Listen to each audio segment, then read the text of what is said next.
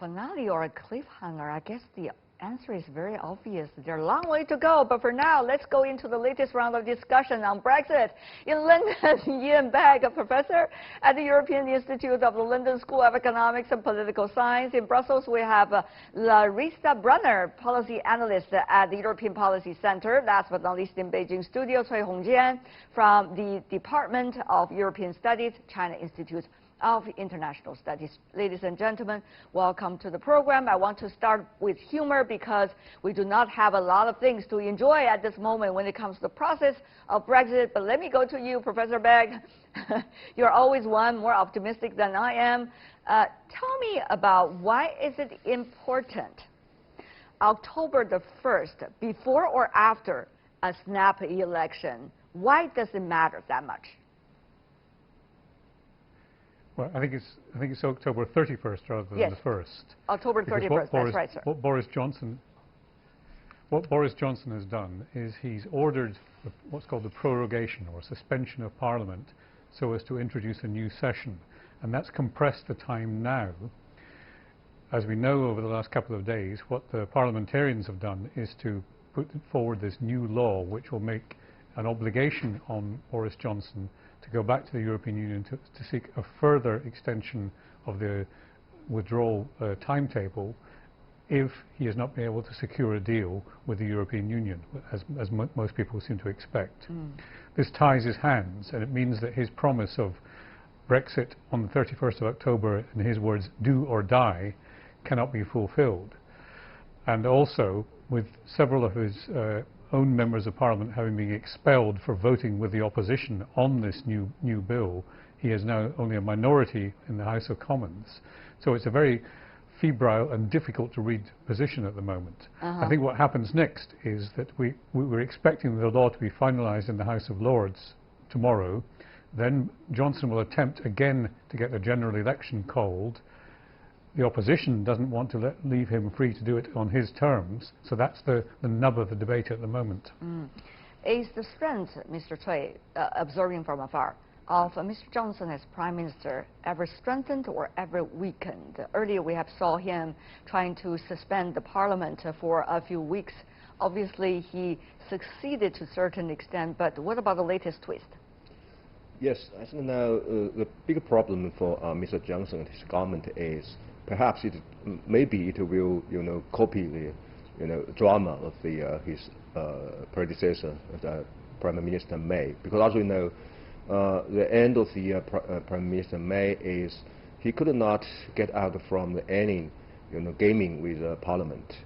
But now, of course, I think the big issue or big question for Mr. Johnson is different from his predecessor is because he has this do or die strategy. So now there will be some very pressing, timing challenging, and also now if he could not, provide a more available, I think the deal, I think there will be a very, very big problem for his tenure as maybe a shortest. As the Prime Minister with the shortest term. Well, we've seen a lot of changes in British politics. There's a lot to catch up with. Ms. Brunner, I'm sure you've been doing much better work than I do, trying to catch up with all the latest from Brussels, what's going on inside the UK. So from Brussels' perspective, now who is having an upper hand, the parliamentarians or the Prime Minister, in terms of the fate of Brexit and the nature of Brexit? Well, from Brussels' perspective, it certainly looks like the UK Parliament has won this particular battle in preventing a no-deal Brexit on the 31st of October. But ultimately, all those twists and turns don't really address the very fundamental question, which is that there are only very fundamentally, there are only three possible outcomes of the whole Brexit process. There can be a deal, no deal, or the UK government can revoke Article 50 and stop the entire process altogether. And all this turmoil at the moment, I think it's really just delaying the point at which a decision has to be made. But Professor Bagg, probably some would argue inside the UK, that's exactly the point. The delaying is another way out, probably. Kicking the can down the road, obviously the road could be forever long.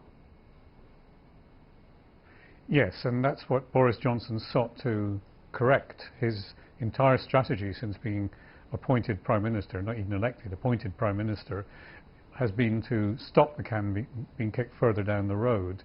The trouble is that his approach alienates one group just at the same time as it pleases another. So if he keeps his right-wing pro-Brexit members on side, he loses those who he had to kick out of the party this week. He can't win in this context. And this means that some rather different approach is going ultimately to have to be found. It could be a national government, or it could be the hope that a general election will yield a majority for one party or another. But I think that's unlikely. And in the end, it may have to go to a further referendum.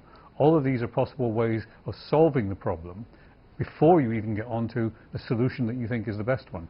Professor Beck, do you think at this moment so-called the public opinion still matters or not? It's mainly the infighting of the politicians first, at least for now.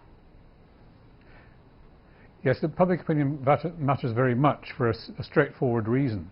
What Boris Johnson and his government is seeking to do is to portray the EU side as being intransigent and therefore one enemy, and the parliamentarians as being difficult, making his job far harder, and being another enemy. And his appeal will be to say to the people, look, these two sides are trying to stop me. I want you to support me so I can sort it out.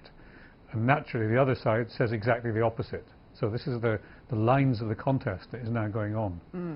Ms. Brunner, from the European perspective, I mean the Brussels perspective, do you like to be the so-called one of the two enemies? I mean, I think it's a very thankless role, but of course, there's the big question of how justified it is. I think the EU has made more concessions to the UK than is generally acknowledged in the UK debate.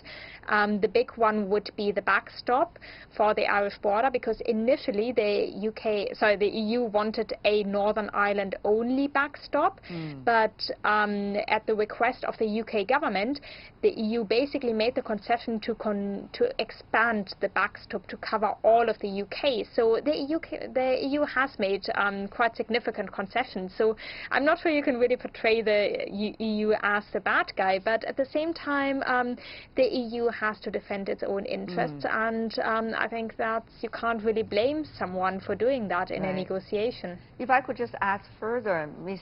Brunner, what do you think will be the best strategy for Brussels right now?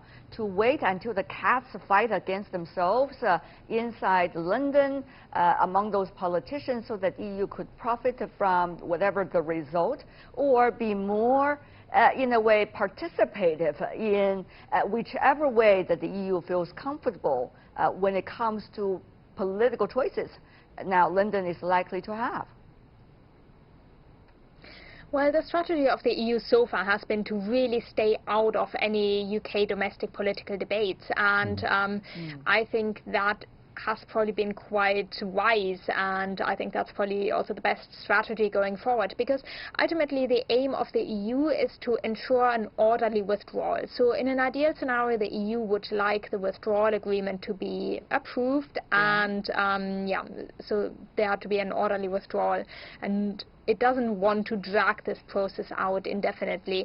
And I think because of the way the EU has been presented so far in the UK by the Leave campaign by the Conservative Party, I think the EU has very little to gain in a way, because Brexit in the UK has become such an ideological question, so I'm not sure to what extent the EU could impact the debate positively. Mr. Cui, you know, people around the world, we are exhausted following up with all the twists and turns, but, you know, we really need to know what's going on right here in order to figure out the real nature of things for China, for example, and others who are doing business with the UK, who are looking at the UK still as an important international player at the United Nations, for example. The UK still has a very important position there. So how should we look at the ever-ongoing process?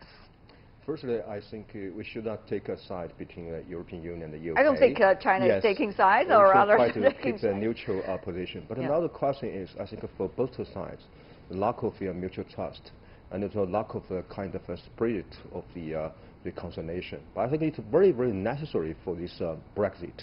I see. But of course now, I think now for the China and some other member of the international community, we will share the same feeling or suffering with some more average British people, that it should have a stop, it should have a result. Otherwise, we will suffer a lot from the uncertainties. Okay, well, besides talking about long term, everybody's looking at the short term. Snap election or not? Before we go, 20 seconds for every one of you. Let's see whose prediction will eventually work. Professor Begg, let's go to you.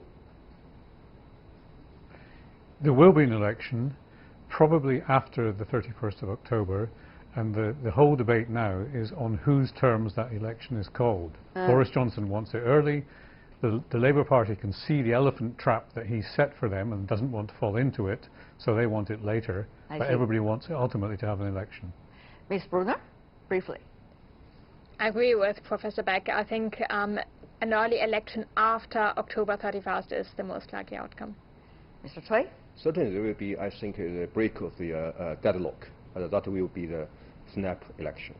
Well, before that, I'm sure a lot of stories are still going on from now on. For now, I want to thank your expertise helping us to clarify what's going on right now with the Brexit process. Ian Begg, Larissa Brunner, and Cui Hongjian. Thank you so much, ladies and gentlemen.